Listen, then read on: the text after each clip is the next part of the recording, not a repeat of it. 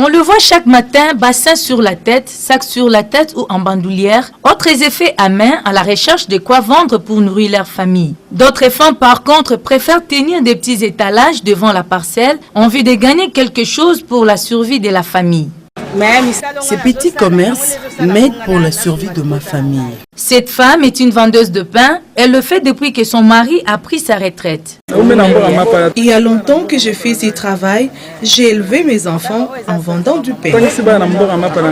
Nous avons croisé celle-ci sur la route des champs et le veuf a opté pour le maraîchage afin d'élever ses enfants. Je m'en vais au champ, cela m'aide à élever mes enfants et à les faire étudier. Sinon, il n'y a pas moyen de vivre. Ici, nous sommes sur le site agricole de Massina. La plupart des gens qui œuvrent en ces lieux sont des femmes. Elles cultivent presque tout. Légumes, riz, gombo, feuilles de manioc et autres fruits. Les acheteurs de ces produits sont pour la plupart des femmes qui viennent s'approvisionner pour à leur tour vendre sur le marché. Tel est le cas de cette femme. Nous achetons la plate-bande à 5 000 francs, 10 000 francs, soit 15 000 francs. C'est depuis l'enfance que j'exerce cette activité. La femme maraîchère, elle qui travaille à longueur de journée, à labourer ou à défricher les champs, éprouve d'énormes difficultés dans l'exercice de son métier. Nous manquons de financement et nous sommes souvent victimes des infections par manque de bottes ou fourches et autres matériels.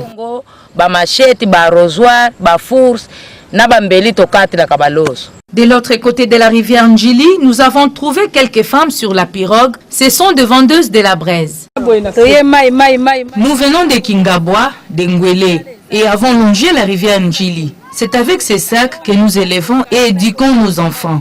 Il n'y a pas du travail. Plusieurs autres activités se déroulent aussi sur le site agricole de Massina. À part l'agriculture, la pêche s'effectue aussi. Ces trois femmes, Dorothée, Constantine et Marie, font la pêche à la digue.